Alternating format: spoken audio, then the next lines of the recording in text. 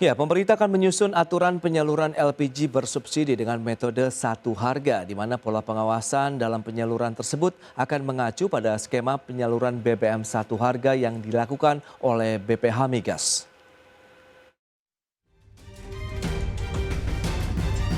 Menteri Energi dan Sumber Daya Mineral Bahlil Lahadalia mengungkapkan tengah menyusun aturan penyaluran LPG bersubsidi ukuran 3 kg dengan satu harga khusus.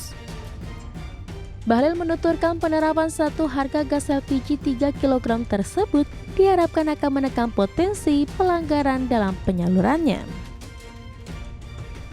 Kilogram. Ini untuk LPG, perpresnya kami lagi bahas. Kita akan merubah beberapa metode agar kebocoran ini tidak terjadi. Termasuk harga yang selama ini diberikan kepada daerah, ini ada kemungkinan nanti kita dalam pembahasan dalam perpres, kita tentukan aja satu harga. Supaya jangan ada gerakan tambahan di bawah. Karena ini kan negara menghabiskan uang tidak sedikit, 80 sampai 87 triliun per tahun untuk subsidi. Kalau harganya dinaikkan terus, antara harapan negara dengan apa yang terjadi tidak sinkron. Bahlil mengakui penyelewengan dalam penyaluran LPG bersubsidi masih marak hingga kini, termasuk praktik pemindahan isi tabung LPG subsidi ke tabung non-subsidi, serta permainan harga oleh pengecer. Wakil Menteri SDM Yulio Tanjung menjelaskan pola pengawasan akan mengacu pada skema bahan bakar minyak satu harga yang selama ini dikawal oleh Badan Pengatur Hilir Minyak dan Gas Bumi. Sementara untuk LPG bersubsidi, sistem pengawasannya masih dalam tahap penyusunan. Dari Jakarta, Tim Liputan IDX Channel.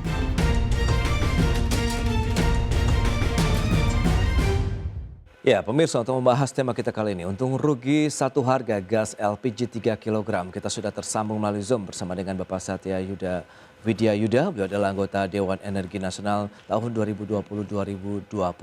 Halo Pak Satya, apa kabar?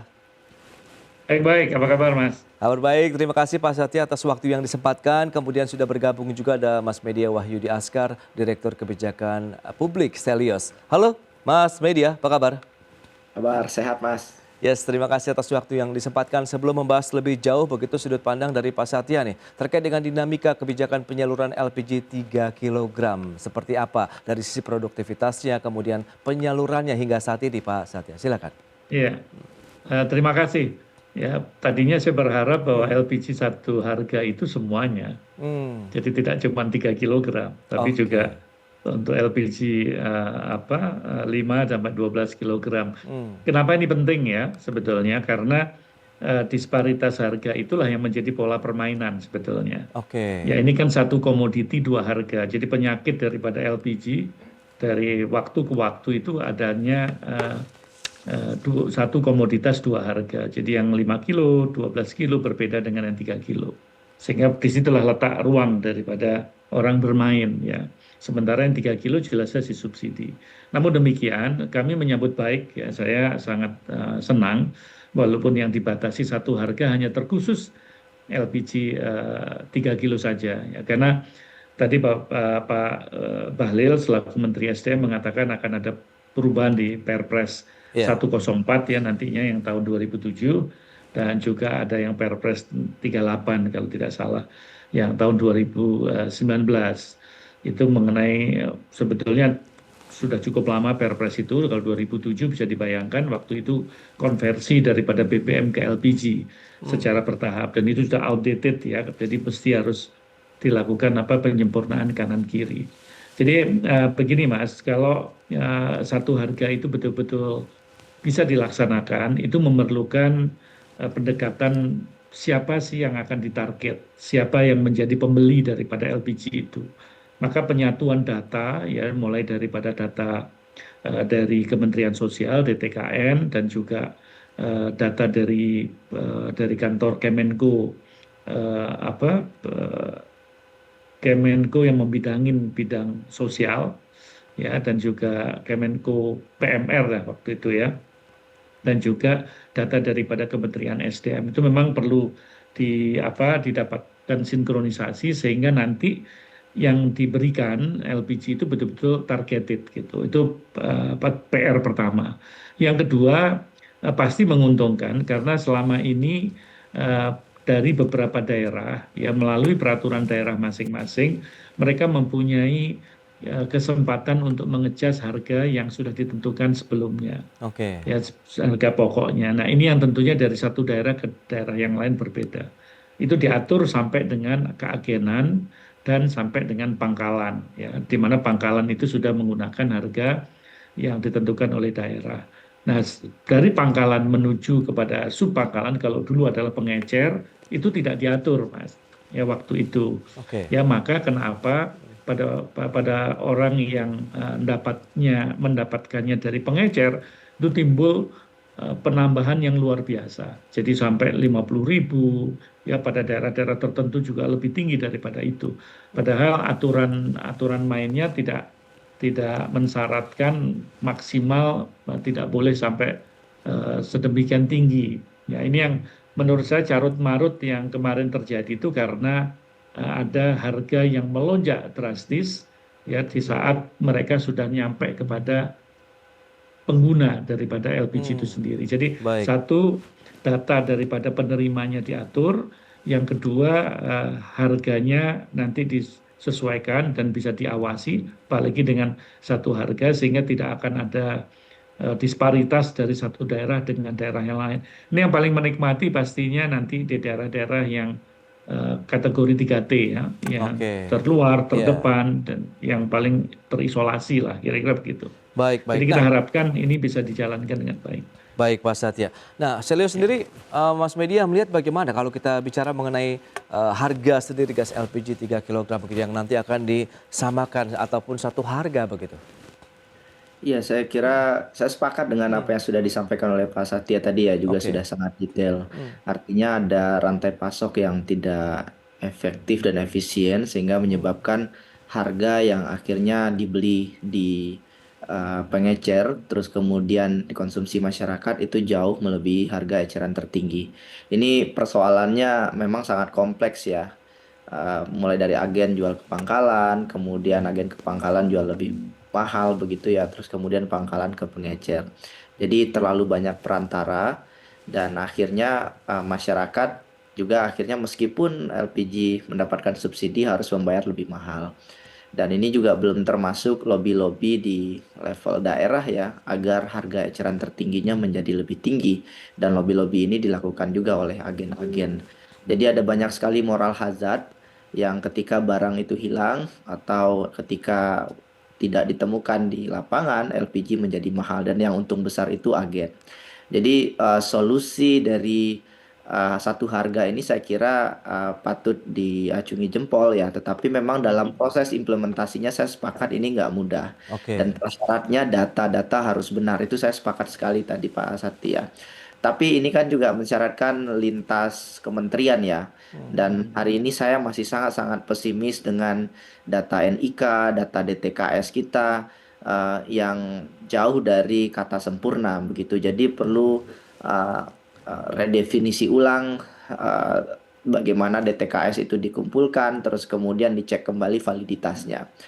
Ini juga belum termasuk aspek-aspek lain ya Mas, karena menjadi satu harga meskipun juga sangat adil secara ekonomi begitu ya, tetapi pelaksanaannya itu juga harus mensyaratkan ya lumayan pembebanan administrasi terhadap proses ini juga nggak sederhana dan risiko ketegangan sosialnya juga lumayan begitu ya ketika Oke. diterapkan satu harga nanti ya. Jadi perlu ada integrasi data, kompensasi langsung juga saya kira juga sangat relevan karena ketika nanti menjadi satu harga kita perlu Ya. lihat lagi apakah harganya itu memang sesuai dengan harga subsidi gitu ya atau lebih tinggi gitu ya. Dan Oke. kalau seandainya memang nanti lebih tinggi, kita juga perlu melihat selisih dari kompensasi itu apakah kemudian akan digeser ke program bantuan sosial yang lain atau seperti apa. Ini yang juga mungkin perlu dipikirkan matang-matang oleh pemerintah. Betul, tadi Pak Menteri juga sudah menyampaikan begitu Pak Bahlil, ada sekitar 80 sampai dengan 87 triliun begitu ya dana subsidi yang akhirnya menjadi tidak tepat sasaran begitu kepada masyarakat yang berhak untuk menggunakan gas LPG 3 kg atau gas melon ini. Kita akan bahas lebih jauh lagi mekanisme seperti apa, kemudian pola pengawasan yang tepat juga seperti apa di segmen berikutnya. Kita akan jeda dulu sebentar Pak Satya, kemudian Mas Media dan pemirsa, kami akan segera kembali usai pariwara berikut ini.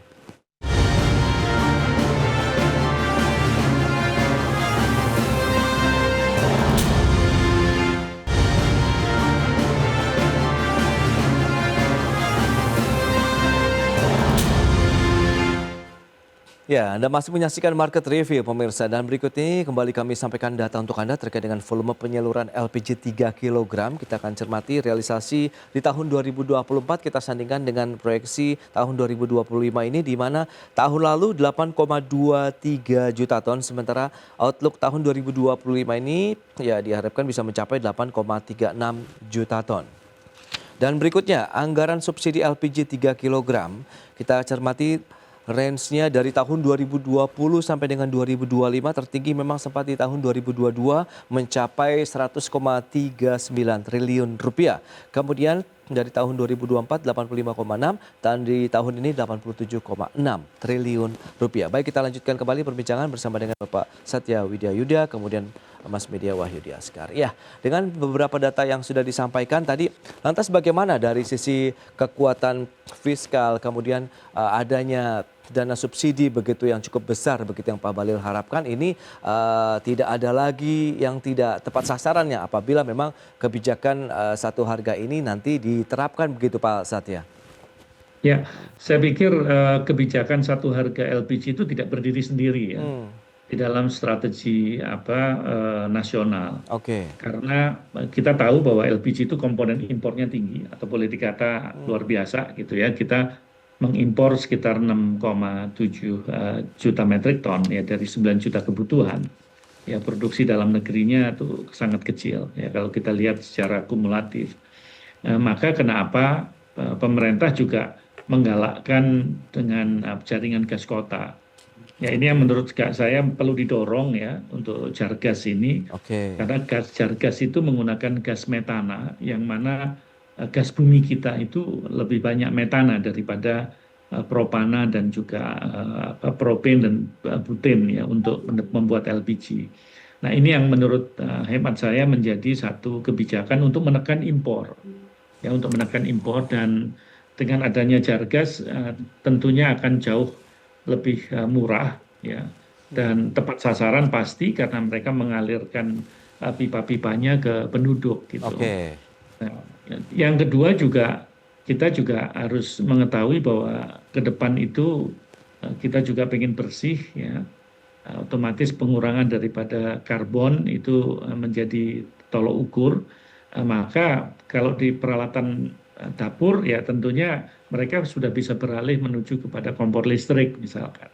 Jadi tadi ada Jargas dalam rangka pemenuhan supaya kita mengurangi ketergantungan impor, lantas kompor listrik juga digalakkan ya.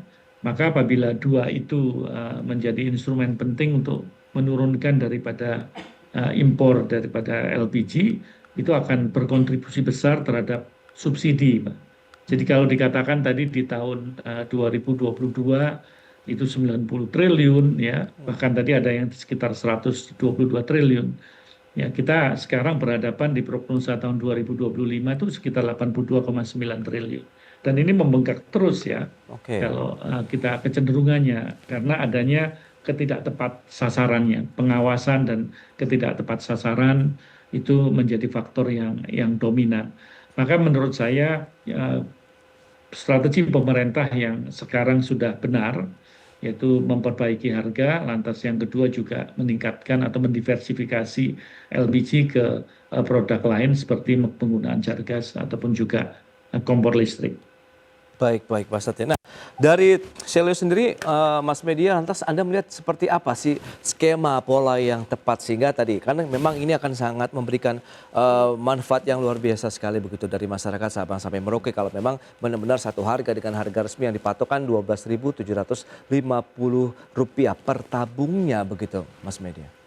Iya, ada dua persoalan utama. Pertama, memang harga yang harus dibayar oleh masyarakat sangat tinggi. Terus Oke. yang kedua, memang dari segi fiskal, LPG 3 kilogram itu memang relatif mistargeting ya. Jadi penerimanya itu juga banyak dari desil atas. Rasionya idealnya kan 2 sampai 4 tabung per kakak, tapi sekarang di banyak daerah 1 kakak itu konsumsinya bisa mencapai 8 tabung per bulan. Oke. Artinya, siapa yang pakai itu sebagian adalah kelas menengah atas. Jadi memang ini saya sepakat harus diperbaiki. Ada 2 jalan. Yang pertama adalah melakukan close subsidies begitu ya, dan salah satunya dengan satu harga begitu, dan ini bisa dilakukan secara bertahap atau diuji coba dulu. Jadi masyarakat yang berhak itu bisa mendapatkan LPG 3 kilogram dan itu harganya satu harga. Plan terbaiknya demikian begitu ya. Hmm. Dan jangka panjangnya juga mungkin sangat dimungkinkan kita bisa melakukan penghapusan subsidi dan menggeser semuanya ke bansos atau ya tidak disubsidi sama sekali. Tapi saya kira jalan pertama mungkin lebih ideal hari ini karena kalau dilihat dari konsumsi masyarakat, masyarakat bawah ya, subsidi 3 kilogram itu meskipun tidak tepat sasaran secara agregat keseluruhan, tetapi hanya itu di antara sedikit subsidi yang diterima oleh masyarakat kecil. Jadi untuk jangka pendek, saya kira langkah ini tetap harus diapresiasi ya. Tetapi lagi-lagi Mas, saya hanya melihat ini dari segi ekonomi politiknya. Ya. Tantangan terbesar pasti di level lapangan, di level agen, pangkalan yang Ya, selama ya. ini menikmati ya mereka yang penikmat sangat besar ya dari inefisiensi harga hari ini gitu ya. Dan persoalan-persoalan ini harus diselesaikan. Tentu Pertamina punya diskresi khusus untuk ini, begitu juga dengan Kementerian SDM. Kita hanya tidak ingin Mas langkah ini kemudian dihambat ya gitu oleh aktor-aktor yang kemudian makin menyebabkan subsidi yang harusnya diterima oleh masyarakat itu malah tidak diterima sama sekali. Jadi Oke. ya lagi-lagi data distribusinya juga harus efektif dan efisien. Dan satu lagi Ya. perlu dikalkulasi secara signifikan karena ini pasti ada pembebanan anggaran tambahan kepada Pertamina dan ini harus dihitung ulang. Dan saya kira kalau memang pada akhirnya membuat subsidi ini lebih akurat, terus kemudian juga biaya logistik juga lebih efektif dan efisien dan masyarakat bisa terbantu, saya kira negara punya tanggung jawab untuk itu, untuk melakukannya dengan baik. Baik, baik. Nah, Pak Satya, lantas bagaimana upaya-upaya untuk bisa menjamin, mengingat ini kan masih ada rentang waktu beberapa bulan sampai dengan tahun depan begitu. Apakah nanti jaminan ketersediaan begitu setelah satu harga ini juga bisa terjamin begitu dari Sabang sampai Merauke? Mengingat ini tadi ada daerah 3T yang Anda tekankan begitu yang nanti akan banyak merasakan manfaatnya begitu. Ya memang ini menjadi effort dari tidak cuma satu kementerian ya, tapi beberapa kementerian termasuk dalam ini adalah Kementerian Dalam Negeri ya. Oke. Karena mereka sebagai institusi yang mengawasi daerah-daerah ya sebagai titik akhir daripada pendistribusian LPG itu sendiri ya. Kalau kita berbicara di daerah-daerah yang terpencil, dan mesti diingat kenapa peranan daerah ini sangat penting, karena mereka pada peraturan yang lama atau peraturan yang saat ini, karena ini masih dalam proses revisi untuk Perpres itu, mereka mempunyai satu kemudahan di dalam mengadjust sesuai dengan karakteristik masing-masing daerah. Jadi ada peraturan-peraturan yang memungkinkan harga itu mendapatkan additional cost, yaitu bagi harga awal gitu menjadi harga eceran yang diizinkan sesuai dengan ketentuan yang ada. Nah, ini yang rencananya mau dipangkas dengan satu harga dimanapun mereka berada. Maka dalam hal ini peraturan daerah dan pemerintah daerah cukup punya satu peran. Karena yang ditempuh oleh Pak Bahlil itu saya pikir sudah membenahi payung hukumnya dulu. Karena payung hukum inilah sebetulnya yang menjadi kunci. Jadi kalau kita melihat Perpres 104 tahun 2007 itu kan orang masih beralih dari diesel ya, dari minyak apa itu istilahnya ya, dari diesel menuju kepada LPG ya. Minyak solar, maaf minyak solar menuju kepada LPG, sehingga pengkategoriannya masih pengkategorian yang menurut saya perlu penajaman ya. Kalau dilihat dari konteks pendistribusian daripada LPG. Jadi kalau payung hukum ini sudah dijalankan, Ya. maka instrumen daripada data itu perlu betul-betul didetailkan. Yang saya harapkan nanti di dalam Perpres itu pengguna LPG rumah tangga dan usaha mikro itu betul-betul tervalidasi dengan baik. Ya, lantas yang ketiga ya pengaturan daripada pendistribusian LPG 3 kilogram. Jadi misalkan bagaimana posisi penyaluran sampai dengan konsumen akhir, yaitu mekanismenya bagaimana, mekanisme pengawasannya bagaimana. Ini sudah nanti akan lebih kepada pengawasan lapangan ya, dan saya yakin BPH Migas sebagai institusi yang juga yang melihat tata kelola ini pasti tidak mudah ya, karena pengawasan ini melibatkan aparat setempat, pemerintah daerah dan lain sebagainya. Kalau kita ingin melihat apakah betul harga yang ditentukan itu sampai kepada pengguna, Pak.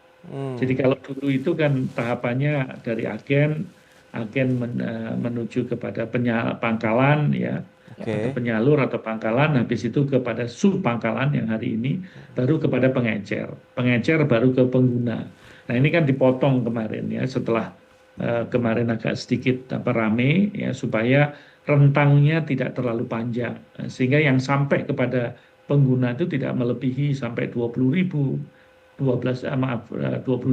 bahkan di daerah-daerah tertentu bisa sampai 50.000. Di Papua bisa lebih lagi sampai 100.000. Nah ini yang sebetulnya mau ditertibkan oleh pemerintah dalam hal ini. Ya, berarti sebenarnya memang ini menjadi harapan banyak pihak, khususnya masyarakat menengah ke bawah yang memang seharusnya menjadi masyarakat yang disasar dengan adanya program ataupun kebijakan gas LPG 3 kg yang bersubsidi. Sehingga nanti diharapkan selama rentang waktu sampai dengan tahun depan ini realisasinya bisa segera terwujud, koordinasi antar kementerian, kemudian pemerintah pusat dan daerah ini juga semakin sinkron begitu ya dan terintegrasi. Baik Pak Satya, Mas Media, ini sayang sekali waktu terbatas. Terima kasih banyak atas informasi, update dan juga insight yang sudah diberikan kepada pemirsa pada hari ini. Selamat melanjutkan aktivitas Anda kembali. Salam sehat. Sampai berjumpa kembali Pak Satya, Mas Media. Baik pemirsa, 1 jam sudah saya menemani Anda dalam Market Review dan perbaharui terus informasi Anda hanya di IDX Channel, your trustworthy and comprehensive investment reference. Karena urusan masa depan harus terdepan, aku investor saham. Ya, saya Prasetyo Wibowo beserta seluruh kerabat kerja yang bertugas pamit undur diri. Terima kasih, sampai jumpa.